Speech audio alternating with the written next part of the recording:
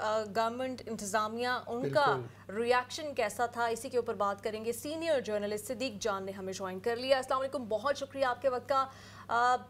इमरान खान की कैद को 2 साल गुजर चुके हैं। सबसे पहले मैं इससे पहले के एहतजाज पे बात करूं, किस तरह से देखते हैं इन 2 साल में क्या कुछ बदला पीटीआई के लिए, और इमरान खान की जो मकबूलियत का ग्राफ है, क्योंकि वो नीचे तो नहीं आया इन 2 साल में, वो बढ़ता ही चला गया। उनके मुखालिफिन भी आज ये मान रही हैं कि उन्होंने बहुत ग्रेसफुली ये जो कैद है वो काटी है। आप किस तरह से मॉनिटर करते हैं, किस तरह से रीड करते हैं इस तमाम तर सिचुएशन को? बहुत शुक्रिया। देखें, जिस तरह से जो आपके पोस्ट है उन्होंने कहा कि कोई एक्सपेक्ट नहीं कर रहा था। सच्ची बात यह है कि अगर मुझसे आप पूछें कि मैं एक्सपेक्ट कर रहा था कि इमरान खान इस तरह से जेल काटेंगे, इतनी बहादुरी के साथ, इतनी जुर्रत के साथ, इतने सब्र के साथ, तो सच्ची बात यह है कि मैं भी एक्सपेक्ट नहीं करता था। जिस तरह से उनका लाइफस्टाइल था, एक्सरसाइज करना, वॉक करना, हाइकिंग करना, फिर एक पॉलिटिकल 50 साल से वो वैसे ही एक क्रिकेटर के तौर पर सेलिब्रिटी हैं, तो बहुत मुश्किल लगता था और बिल्कुल ये नहीं लगता था कि वो इतने ज़बरदस्त तरीके से जेल जो है वो काट लेंगे। और जिस तरह से आपने कहा, कल हमने देखा कि खालिद ताज एक वकील है मुस्लिम लीग नून के, और ये मुस्लिम लीग नून के वो वकील हैं जो नून लीग के ऐसे नजरियाती साथी हैं कि जब मरियम नवाज साहिबा और नवाज शरीफ साहब के केसेस चल रहे थे और कोई उनके साथ नहीं आता था, तो उस वक्त जो जुर्रत और बहादुरी के साथ जो 4, 5, 6 लोग उनके साथ खड़े होते थे, उनमें से एक खालिद ताज, और बगैर किसी लालच के वो खड़े होते थे, उनके लिए लड़ाई लड़ते थे, उनका साथ देते थे, उनके आगे खड़े होते थे। कल उन्होंने भी ट्वीट किया और उन्होंने कहा कि ये बात माननी पड़ेगी कि इमरान खान ने बड़ी बहादुरी के साथ जो है वो जेल काटी है। दूसरा, आपने इमरान खान की पॉपुलैरिटी की बात की। देखें, इमरान खान ने अपनी पॉपुलैरिटी को हर पैमाने पे जो है वो साबित किया है। अगर आप कहें कि एहतजाज में 40 माह से तहरीक इंसाफ मुसलसल हालत एहतजाज में है। 9 अप्रैल को रजीम चेंज हुई, 9 अप्रैल 2022, उससे अगले दिन तहरीक इंसाफ सड़कों पर थी। उस दिन से लेके आज तक तहरीक इंसाफ एहतजाज में, हालत एहतजाज में है, और कई बड़े बड़े वाकयात हुए, और खासतौर पर 26 नवंबर का सानिया जो है वो सबसे अंदोनाक था। अब आते हैं हम, और फिर 8 फरवरी भी आपने देख लिया पीटीआई को कितनी सीटें मिली, उसके बाद ज़मीनी इंतखाबात भी आपने देख लिए। अब आ जाते हैं आज के एहतजाज के ऊपर। आज का एहतजाज इसलिए अहम था कि एक तो 26 नवंबर के बाद से हम देखते हैं कि पंजाब में या वफाक में कोई एक्टिविटी नहीं हुई। 1-2 जलसे हुए, एक्टिविटीज हुई, लेकिन इस तरह की एक्टिविटी नहीं हुई। अच्छा, अब एक और बड़ा सवाल है कि इस पे बहुत ज़्यादा पाकिस्तान में डिस्कशन हो रही है कि आज का जो एहतजाज वो क्या कामयाब था या नाकाम था? लोग कितने निकले हैं, कितने नहीं निकले, ज़्यादा निकले हैं, कम निकले हैं? मैं ये समझता हूँ कि इस सवाल का जवाब तलाश करने से पहले देखना होगा कि आज की जो कॉल थी उसका पर्पस क्या था तहरीक इंसाफ का। क्या उसका पर्पस था हुकूमत गिराना? क्या उसका पर्पस था इमरान खान को रिहा कराना? अगर तो ये 2 पर्पस से, फिर तो ये कॉल जो है वो मुकम्मल तौर पर नाकाम थी। लेकिन ये पर्पस नहीं था। पर्पस ये था कि इमरान खान की कैद तो 2 साल मुकम्मल हो रहे हैं, और इस दिन एक्टिविटीज करके पूरे पाकिस्तान के अंदर और इंटरनेशनली इस चीज को हाईलाइट किया जाए कि इमरान खान की कैद को 2 साल मुकम्मल हो गए। तो क्या ये चीज पीटीआई एस्टैब्लिश कर पाई है? तो बिल्कुल 100% कर पाई है। दूसरी बात यह है कि देखिए, मैं आपको अगर पंजाब की बात करूं, मेन तो सूबा पंजाब है, 13-14 करोड़ लोगों का सूबा है। पंजाब में बहुत ज्यादा सख्ती है।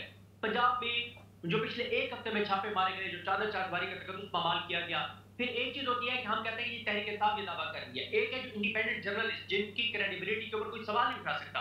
हमारे एक जर्नलिस्ट है, सीनियर जर्नलिस्ट है अहमद अजीज सरफराज, जो सुप्रीम कोर्ट के रिपोर्टर हैं, उन्होंने आज ट्वीट किया और उन्होंने कहा कि अली नासिर भट्टी तहरीक इंसाफ के ग्रांड मां हैं चकवाल के, उनके घर पुलिस गई, उनको थ्रेट किया गया, उनकी फैमिली को थ्रेट किया गया, वो खुद तो घर पे नहीं थे। और दूसरी बार जब पुलिस गई तो पुलिस ने उनकी 12 साल कमसन बच्ची को कहा कि आप इसको ले जाएंगे, और अगर वो ना आए, यानी इस हद तक लोग जो है ना, लोगों की चादर चारदीवारी का तकद्दुस पामाल हुआ है। मैं आपके अगले सवाल से पहले आखिर में इस पॉइंट पे एक चीज कहना चाहता हूं कि आज तहरीक इंसाफ का जो भी वर्कर निकला है वो 5 कंसिक्वेंसेस को ज़हन में रख के निकला है। तो उसे पता था कि अगर मैं घर से निकलूंगा तो मैं गिरफ्तार हो सकता हूँ, मैं जबरी तौर पर गुमशुदा हो सकता हूँ, मुझे खुदा न खास्ता गोली लग सकती है, और अगर मेरे ऊपर एफआईआर होती है तो मेरे घर पुलिस आ सकती है, चादर चारदीवारी का तकद्दुस पामाल हो सकता है, मेरी माँ, बहन, बेटी, बीवी की गिरबान पे हाथ डाला जा सकता है, मेरा कारोबार तबाह किया जा सकता है, मेरा घर गिराया जा सकता है। इन तमाम कंसिक्वेंसेस को ज़हन में रख के लोग निकले हैं। अब बहुत से लोग ये कह सकते हैं कि उस बड़ी तादाद में लोग नहीं निकले जिस तादाद में निकलना चाहिए, लेकिन दूसरी तरफ ये भी तो देखें ना कि माहौल क्या है, जबर का क्या माहौल है, सख्तियां क्या है, कंसिक्वेंसेस क्या है। तो अगर जो पीटीआई का पर्पस था, मैं समझता हूँ कि उसमें 100% सक्सेसफुल रहे, कि वो इस चीज को इस्टेब्लिश करने में कामयाब हो गए कि आज पाकिस्तान पूरे के अंदर चौकों चौराहों पे, घरों बाजारों के अंदर, इंटरनेशनल मीडिया के अंदर, ओवरसीज पाकिस्तानियों के अंदर, सबके अंदर 5 अगस्त की बात हो रही थी कि 5 अगस्त वो दिन है जब इमरान खान को कैद किया गया था। और जो ये यौम इस्तेहसाल कश्मीर भी मनाया जाता है, लेकिन ये बात तो हमारे इस निज़ाम को, हमारे इदारों को देखनी चाहिए थी कि आप 5 अगस्त 2023 को जब आप इमरान को गिरफ्तार किए इस तारीख को, तो फिर सारे 8 साल इस तारीख को एहतजाज तो होना है। मुझे तो कभी कभी ये भी लगता है कि जानबूझ के 5 अगस्त की तारीख का इंतखाब किया गया था, वरना 4 को भी गिरफ्तार हो सकते थे, 6 को भी हो सकते थे, कोई ऐसी आफत तो नहीं है जी। तो शायद इसके लिए भी कोई पर्पस 5 अगस्त। बिल्कुल सदीक जान साहब, यकीनन बहुत शुक्रिया, आपने डिटेल में जो इस हवाले से गुफ्तगू की और आज का जो दिन सारा रहा, कुछ इस हवाले से बताइएगा आगे क्या, क्योंकि हमारे जो जहन में था या जो एक तासुर था, मुख्तलिफ बयानात आ रहे थे पाकिस्तान तहरीक इंसाफ की जानिब से। पहले एक तासुर ये था कि 5 अगस्त को एक बहुत बड़ी अवामी तहरीक का आगाज़ हो जाएगा, फिर ये तासुर आया कि नहीं, एक मोमेंटम बनाया जाएगा इससे पहले, और 5 अगस्त जो है वो एक नुक्ता जो अरूज है वो होगा। और फिर अली अमीन गंडापुर की जानिब से कोई गालिबन अक्टूबर के हवाले से भी कुछ बातें की गई कि तब जो है वो तहरीक अपने पूरे रंग पे होगी। तो ये बताइएगा, और साथ ही हमने देखा कि जो तहरीक तहफ़्फ़ुज़ आईन पाकिस्तान है, उन्होंने भी ऐलान किया था कि आज के दिन वो भी जो है वो इस तहरीक को गालिबन उनके अंडर जो है इसका आगाज़ किया जाएगा। तो एक तो ये बताइएगा कि पाकिस्तान तहरीक इंसाफ के अलावा भी किसी जो तंजीम है या जो सियासी जमात है उसके लोग आज बाहर निकले या कोई इमरान खान साहब के हवाले से प्रोग्राम किया, और दूसरा यही कि आगे जो तहरीक है वो इस तरह किस तरह से, जिसका हम सुन रहे हैं कि फ्री इमरान खान मूवमेंट या इस तरह जो भी उसको नाम दिया जाए, तो क्या आगे की कुछ प्लानिंग है पाकिस्तान तहरीक इंसाफ के पास? देखिए, एक तो ये बात दुरुस्त है कि पहले कहा गया कि 5 अगस्त नुक्ता अरूज होगा, लेकिन उससे पहले 2 वाक़यात हो गए। एक तो ये हुआ, 3 वाक़यात हो गए। एक ये हुआ कि 9 मई के 4 फैसले आ गए, 5 फैसले आ गए, उसमें पीटीआई के सैकड़ों वर्कर्स को सजाएं हो गई, और पीटीआई के 14 अरकान सूबाई और कौमी असम्बली जो है वो कन्विक्ट हो गए, 10-10 साल उनको सजा हो गई।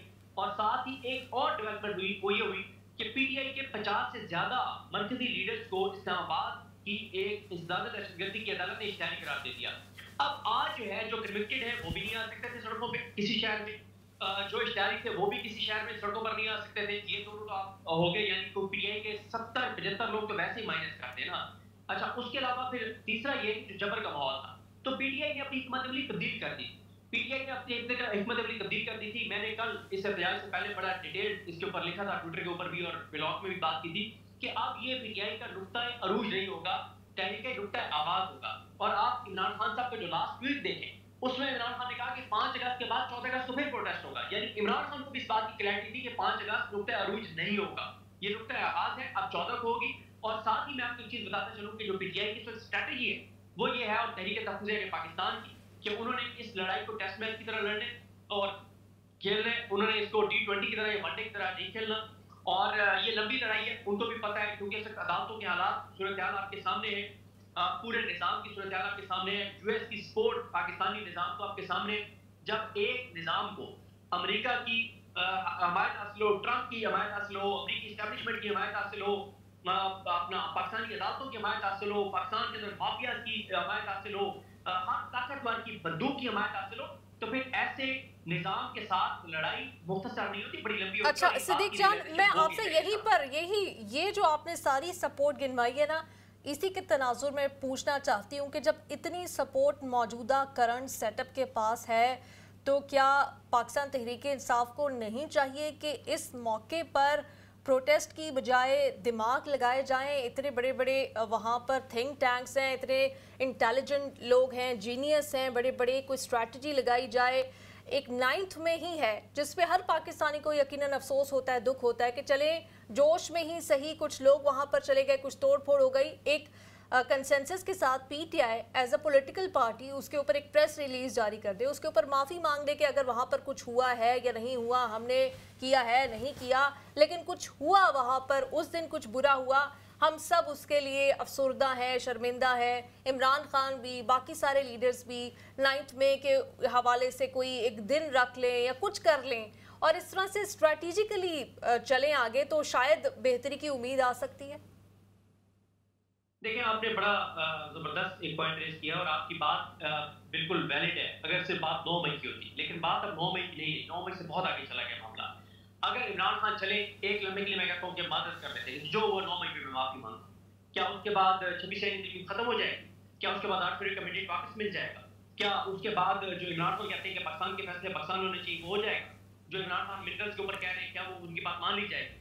तो देखिए, अब मामला उससे बहुत आगे चलेंगे हुए। अब मसला सिर्फ 9 मई नहीं रहा, अब मसला है दो साइडों की जिंदगी और मौत का, दो साइडों के सर्वाइवल का। वो जो एक मशहूर जुमला है ना पाकिस्तान की सियासत का कि कब्र एक और मुर्दे दो हैं, किसी एक ने दफन होने, बिल्कुल वही है। देखिए, अब मसला 9 मई सिर्फ नहीं रहा, 9 मई से बात बहुत आगे चली हुई है।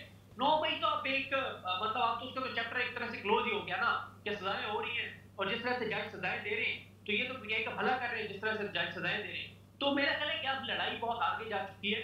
अब ये मामला दोनों साइडों की प्रैक्टिकली जिंदगी और मौत का है, प्रैक्टिकली जिंदगी और मौत का है। ये आप मुहावरतन नहीं मैं कह रहा। तो अब दोनों साइडों को पता है कि जो पीछे हटेगा वो रौंदा जाएगा, वो कुचला जाएगा, वो जो है उसको भाग ले जाएगी दूसरी साइड। तो अब दोनों की जिंदगी और मौत का मसला है, कौन सर्वाइव करता है ये आने वाला वक्त बताएगा। ये तो समझ नहीं आ रहा कि ये दोनों साइड्स की प्रैक्टिकली जिंदगी और मौत का मसला क्यों हो गया है। ये सियासी मसला है, ये कौमी मसला है, इसमें दोनों साइड्स को क्यों इस नहज पे पहुंच चुकी हैं कि उसको लगता है कि अगर ये साइड आ गई तो अब मेरा सर्वाइवल नहीं है, मेरे लिए मौत है।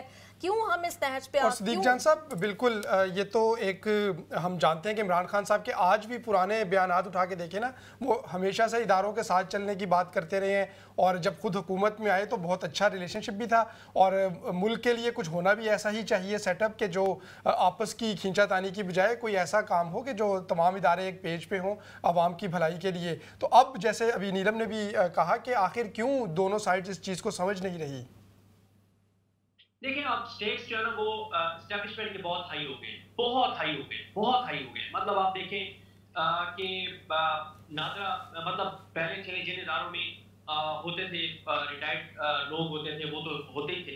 अब आप देख लें कि नादरा है तो हाजिर सर्विस लेफ्टिनेंट जनरल उनको हेड कर रहे हैं। कल आपने देखा वजारत दाखिला में भी एक हाजिर सर्विस मेजर जनरल साहब बिठा दिए गए हैं। उसके अलावा हर शोबे में हर जगह के ऊपर हाजिर सर्विस लोग आ रहे हैं और बहुत तेजी से आ रहे हैं। एस्टैब्लिशमेंट के स्टेक्स बहुत ज्यादा इस निजाम में बढ़ गए हैं। एस्टैब्लिशमेंट अब इससे आगे जाना चाहती है, इससे पीछे नहीं जाना चाहती। और इमरान खान साहब तो उनको बहुत पीछे ले जाना चाहते हैं, वो तो इससे 1 इंच पीछे नहीं जाना चाहते। और इमरान खान साहब कहते हैं उनको कि आप बैकों में वापस चले जाएं, ये तो नहीं होगा ना, वो तो ऐसे तो नहीं होगा, वो ऐसे नहीं चाहते। तो अब दूसरी साइड के भी स्टेक्स बहुत बढ़ गए। और एस्टैब्लिशमेंट, मैं आपको एक चीज बता दूं, बजाय आपको ये लग रहा है कि नून लीग की और पीपल्स पार्टी बड़ी आइडियल इस वक्त रिलेशनिंग है एस्टैब्लिशमेंट के साथ, ऐसा प्रैक्टिकली नहीं है।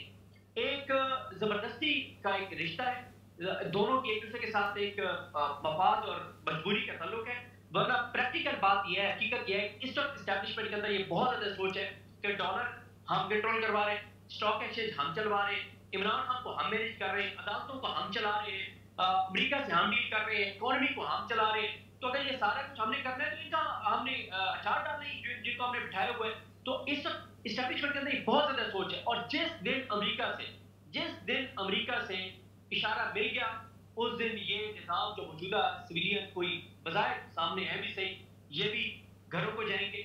और 100% आपको जो है यहाँ पे या तो एस्टैब्लिशमेंट पर रास्त नजर आएगी या फिर यह है कि मोहसिन नकवी जैसे किरदार जो है उन पे मुश्तमिल को टेक्नोक्रेट्स या इस तरह का कोई सेटअप आ जाएगा और ये जो सिविलियन चेहरे जो फॉर्म 47 वाले इनको भी कर दीजिए। ये आप जिन हालात का जिक्र कर रहे हैं, ये हालात तो ये डिमांड करते हैं कि सियासतदानों को अब सोचना चाहिए, आपस में मिल बैठना चाहिए। और अगर इस्टेब्लिशमेंट की बात हो तो मेरे ख्याल से हर दौर की इस्टेब्लिशमेंट के बारे में हमें भी यही लगता रहा है, उनको भी यही लगता रहा है कि उनके बाद अब किसी ने आना नहीं और वो बस अल्टीमेट पावर हैं। हमने मुशर्रफ का दौर, हमने ज़ियाउल हक का दौर, हमने जनरल बाजवा का दौर भी कुछ ऐसा ही देखा। अगर अब इस करंट सेटअप में है, आसिफ अली जरदारी साहब ने क्या खूब बात की थी कि ये तो 3 साल के लिए आए हैं, ठीक है आप 5 साल कर लें, तो वो तो आते जाते रहेंगे और हर दौर में यही लगता रहेगा। सियासतदानों को अपनी ग्राउंड नहीं छोड़नी चाहिए, उनको आपस में एक दूसरे के साथ ताल्लुक मजबूत करना चाहिए। लेकिन इमरान खान वहां पर ऐसा लगता है कि कमजोर पड़ते, कि उनको भी होता है कि बात करनी है तो इस्टेब्लिशमेंट से ही होगी। हाँ, आपने बड़ी जबरदस्त बात की। हर दौर की एस्टैब्लिशमेंट यही सोचती है और यही समझती है कि हम अकले कुल हैं, हमें सब पता है और ये ब्लडी सिविलियन जो है इनको कुछ पता नहीं है और इनके को औकात और हैसियत नहीं है, ये करप्ट हैं, ये गद्दार हैं ये चोर है, ये डाकू है, ये लुटेरे हैं। और मौजूदा के बारे में तो कई ख्याल है, बस मजबूरी का एक तल्लुक उनका चल रहा है, मजबूरी है उनकी, इससे ज्यादा कोई नहीं। आपने बात की इमरान खान साहब की। देखिए, इमरान खान साहब ने मुज़ाकरात किए, पीटीआई ने मुज़ाकरात किए, 5 अपनी कमेटी बनी, हुकूमत के साथ की। कभी आप किसी पीएमएलए के उस वक्त जो मुज़ाकराती टीम में थे ना, कभी आप उनसे ऑफ द रिकॉर्ड पूछे कि आप सच बताएं। उन्होंने उन मुज़ाकरात में खुल के पीटीआई वालों को कहा कि खुदा की कसम हमारे आप में कुछ नहीं। और वो जो हुकूमती टीम थी, वो इमरान खान से पीटीआई की जो मुज़ाकराती टीम थी, उनकी मुलाकात तक नहीं करवा सके थे। ये है इस वक्त सिविलियन गवर्नमेंट की हैसियत और औकात और उनके इख्तियारात। तो जो हुकूमत की मुज़ाकराती कमेटी, पीटीआई की मुज़ाकराती कमेटी की मुलाकात नहीं करवा सकती, उनके और पास कुछ नहीं, और उनके पास और क्या है? देखिए, बदकिस्मती से हो ये गया है कि हमारी जो पॉलिटिकल पार्टीज हैं, उनको तमाम पॉलिटिकल पार्टीज की लोगों को इस्टेब्लिशमेंट ने ऐसा कंट्रोल में रखा हुआ है, जैसे भी पीटीआई के लोगों को कंट्रोल में रखा हुआ है, कि वो कभी भी सियासतदानों को एक नहीं होने देंगे। उनके पास बहुत से कार्ड हैं। आज अगर मियां नवाज शरीफ कहें कि मैं इमरान खान के साथ बैठने को तैयार हूं, 24 घंटे के अंदर अंदर नवाज शरीफ का केस लगेगा सुप्रीम कोर्ट में कि ये तो हाई कोर्ट इनको जमानत दे ही नहीं सकती थी, ये तो शहरी थे जब ये यूके से आए, और 24 घंटे के अंदर अंदर सुप्रीम कोर्ट केस लगाएगी। तो मैं यहीं पर आपसे ये कहना चाहूंगी कि ये जो सिविल सुप्रीमेसी की जंग है, ये घर बैठ के तो नहीं लड़ी जाएगी, कि सबको आगे आना पड़ेगा, अपने कंट्रीब्यूट करना पड़ेगा। अगर बांग्लादेश में स्टूडेंट्स ने सिविल सुप्रीमेसी की जंग लड़ी है तो उन्होंने घर बैठ के नहीं लड़ी।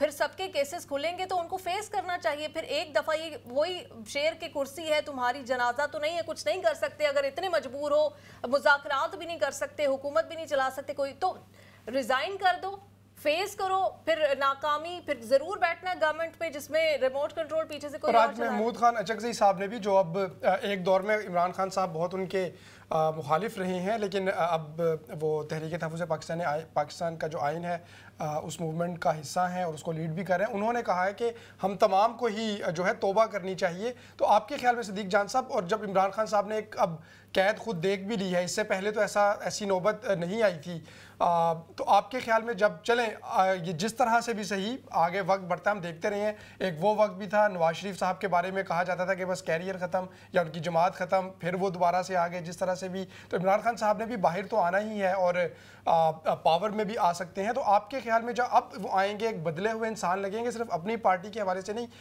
जिस तरह से नीलम बात कर रही थी कि ये जो बुनियाद है कि चलाना तो पाकिस्तान को है ना, और सियासतदानों ने ही चलाना है। और जो महमूद अचकज़ई साहब ने भी कहा कि सबको तौबा करनी चाहिए और माफ़ करके आगे बढ़ना चाहिए। तो आपके ख्याल में इमरान खान साहब बाहर जब भी आए, अब वो इस मामले में क्लियर होंगे, पहल करेंगे? देखिए, मैं इस सवाल कुछ नहीं कह सकता। उसकी वजह यह है कि इमरान खान के साथ जो कुछ हो रहा है ना, वो शरीफ खानदान के जरिए हो रहा है। देखिए, पंजाब हुकूमत किसके पास है? मरियम नवाज के पास। पंजाब हुकूमत कौन चला रहा है? मरियम नवाज और नवाज शरीफ चला रहे हैं। ये जो कुछ पुलिस ने चादर चाटवारी का तकद्दुस कमाल किया है एस्टेब्लिशमेंट के कहने पे है।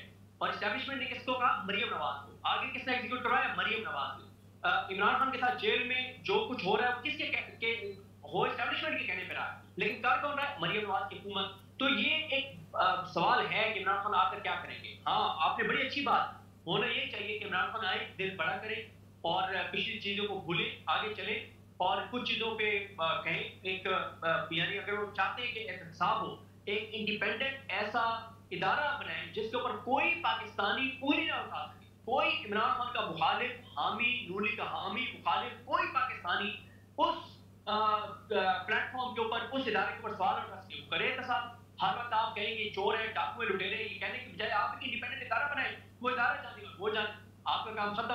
और कुछ चीजों पे आप सियासतदानों सारों को बैठना होगा। आप देख लें, क्लाइमेट चेंज में पाकिस्तान टॉप 5 कंट्रीज में, सैलाब की से जो हालात हो रहे हैं आपके सामने, ग्लेशियर पिघल रहे हैं, किसान हमारा तबाह हो गया है, 2.5 करोड़ बच्चा स्कूल से बाहर है। दुनिया में जो 10 ऐसी बीमारी है जिससे सबसे ज्यादा आवाज होती है, हर बीमारी में पाकिस्तान टॉप 5 में है। आवाज में ट्रैफिक हादसात में देखें, पाकिस्तान टॉप 5 ममालिक में है जहाँ पे सबसे ज्यादा हादसात होते हैं, ट्रैफिक हादसात होते हैं।